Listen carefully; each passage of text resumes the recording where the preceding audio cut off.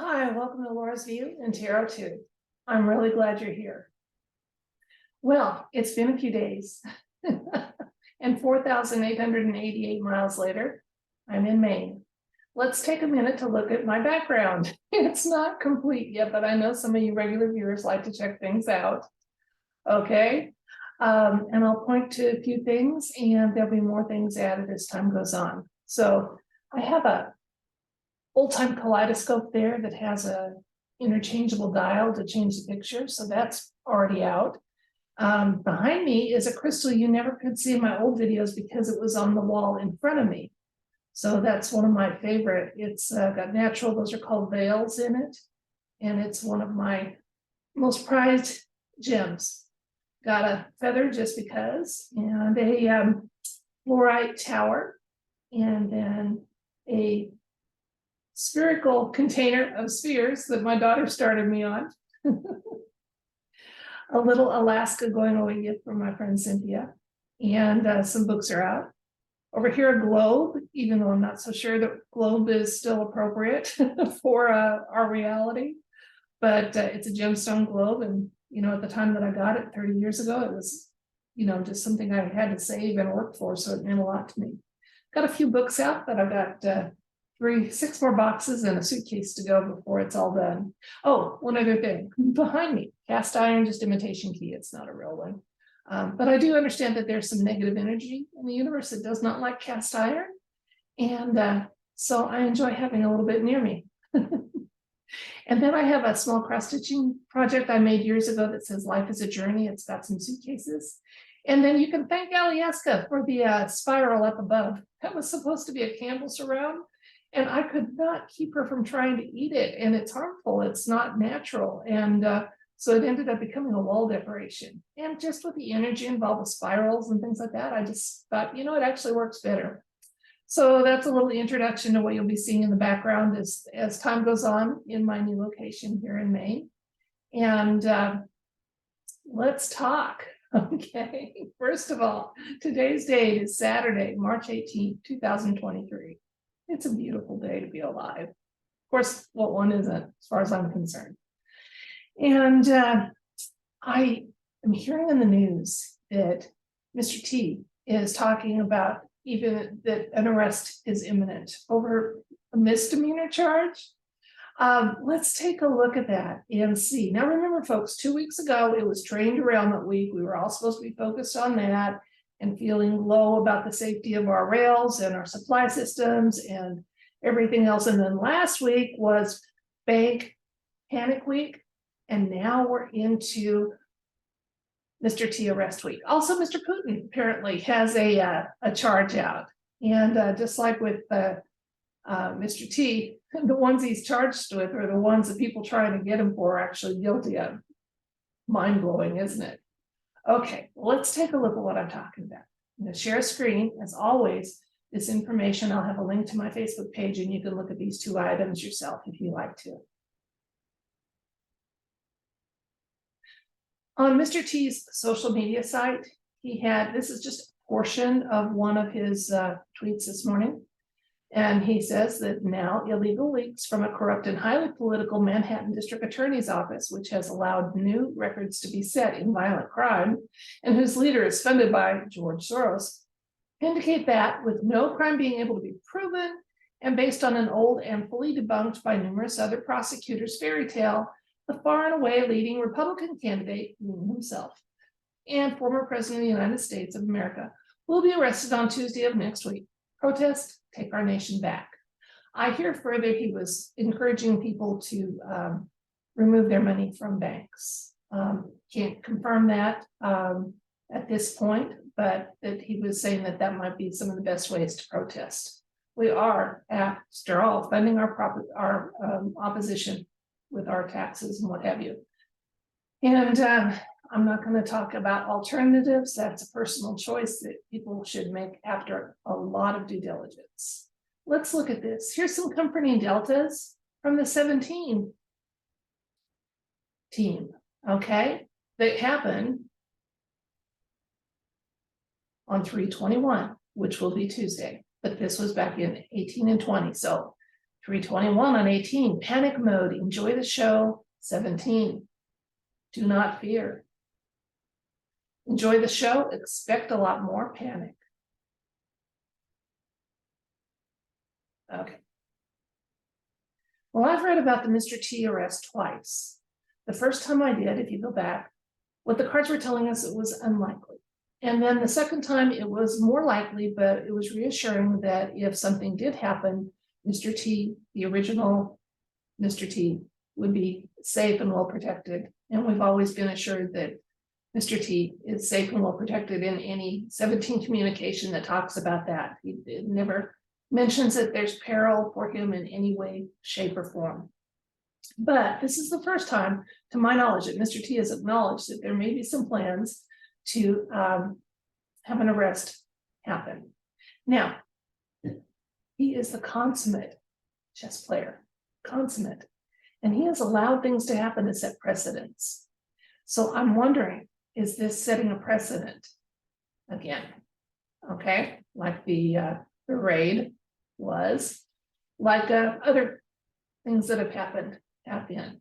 Is it a precedent setting? Is it the fact that this is going to be what actually causes the big reveal about devolution, and the fact that he's more than what the MSM would have us believe? So both sides can play games, both sides play chess, although I do believe that the white hats have learned in Mr. T to play it much better. Okay, let's see what the cards have to say though. All right, we've got those reassuring deltas coming up for that same day, 321. And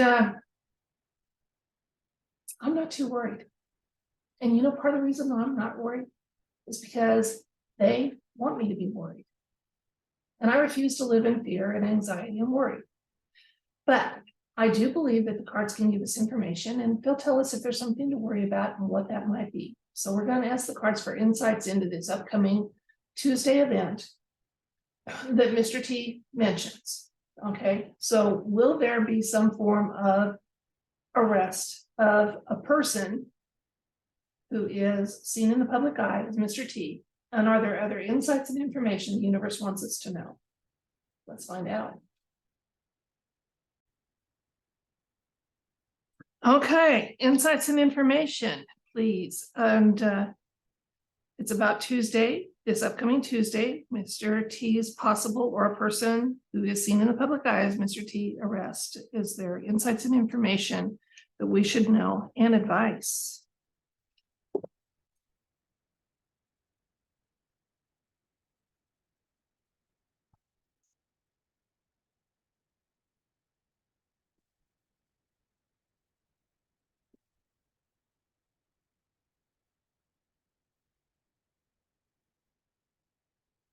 Okay, we have the Nine of Wands, Knight of Cups, Two of Wands, Six of Cups, Nine of Cups, lots of cups showing up. Cups are emotions. Queen of Wands, and Five of Cups. My Biden card. Okay, so our question was indicated by the Nine of Wands, and I'm seeing just overall nothing that is alarming in what the cards are telling us so far. And let me just give you some overview. It looks like this is, first of all, a part of a plan, and it's moving forward according to plan. And I'm talking about a white hat plan, even though the deep state has theirs too. But again, knowing that in the end, good wins and God wins, it kind of helps you stay a little calm and ride out the storms. I'm wondering if we're going to hear that phrase that we've been waiting on so long, the storm is upon us. Okay, let's talk then about specifics that reassured me and let me know that my intuition was probably correct. With the Nine of Wands, that is a card of courage and resourcefulness, and again, resolve. Okay, so if this happens, First of all, Mr. T has some courage, okay? To agree to this plan from day one. I'm not just talking about this particular plan. And the Knight of Cups, that's a card that talks about trickery and fraud. It's reassuring to me that, again, if there is an arrest, the actual Mr. T that could come to harm and derail the plan or severely change the course of the plan's trajectory is not going to be involved, not at all. Okay, in the recent past, we have the Two of Wands, and that is a card that shows where you're stepping out in some new, with a known path in front of you, the whole world's ahead of you. And these are kind of gateway, and we've been hearing news about gateways. So there's some gateway, the way the wands are separated there. And again, just reassuring that we're setting out into some new uncharted territory, but it's a good place to go. Why do I say that?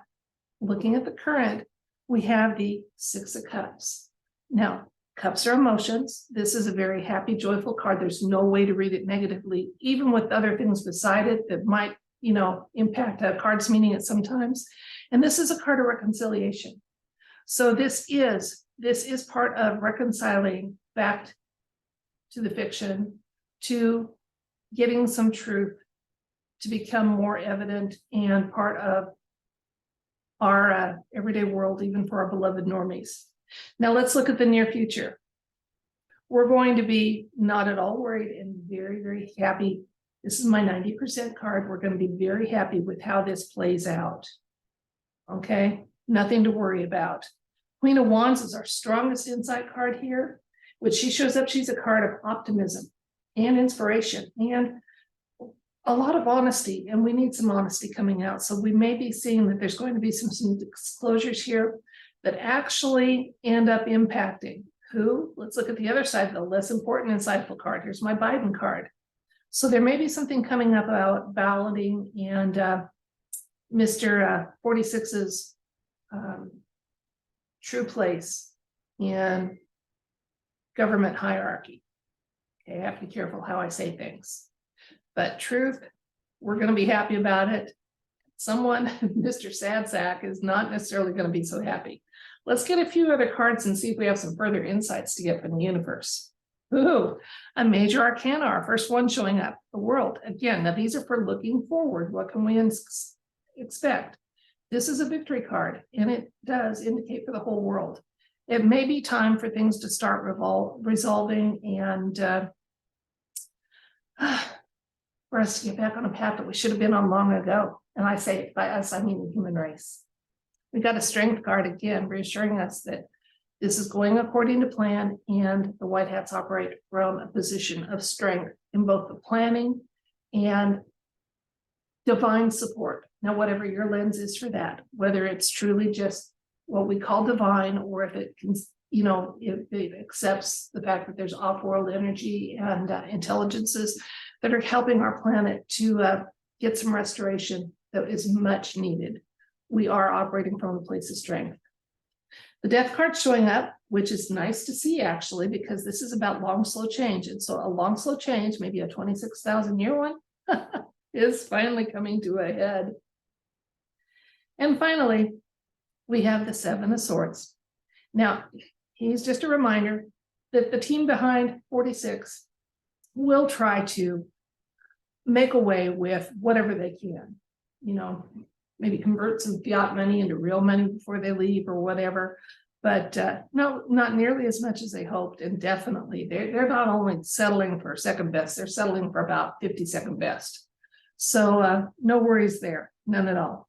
Now, a reminder, since we had so many cups in this original spread, before we started seeing the major arcanas, which means these things that are happening this coming week are already pretty well set in stone. They're going to set in motion, and they're going according to a plan. Okay. Before we saw those, I just wanted to remind you that they're playing on our emotions, and please don't allow that to happen. And why do I say that? It's because fear is a useless emotion. It serves no purpose. Okay. It's caution on overload. Okay, now I'm not saying there's nothing to have some concern about. I'm just saying, don't be fearful. And especially once you realize there seems to be a calamity a week that they want us to focus on and be distracted by. You know, I mentioned 2 weeks ago was train derailment, and we had Bank Week, and now we're gonna have the Trump Putin drama playing out. That's this week's, okay? Our job is to hold the line and hold the line with our spiritual and personal elevation and vibration. Okay. Now, you don't understand what that means, just a little kind of like a primer on that. What that means is recognizing when your emotions are being played on and not playing along with it and saying, I don't choose to live like that. I don't choose to live in fear. Okay. Now, as for the other things that Mr. T was advising, like money and things like that, I'll give no advice on that. You do what your conscience leads you to do, and what you do after reflection and careful consideration, okay? So that you can be happy that you weren't pushed into a course of action, that you chose it freely, and you stand by it, right or wrong. That's it for this video. Thank you so much for joining me for my first official one as a Maine resident. And I wish you love and light, and remind you that tomorrow we'll be having a meditation, and our meditation is going to focus on discernment. Although any positive intention after we do our monthly focus is welcome to be added to what we meditate on and focus on. And anybody is welcome to participate that joins us positively. If you don't have positive intentions in joining, just be advised that we have protections in place to send negative energy and intentions back to source to be repurposed and never available on this plane of existence again.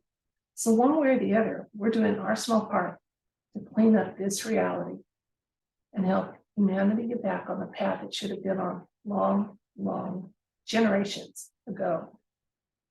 Until tomorrow, this is Laura wishing you love and light and all things bright. Bye.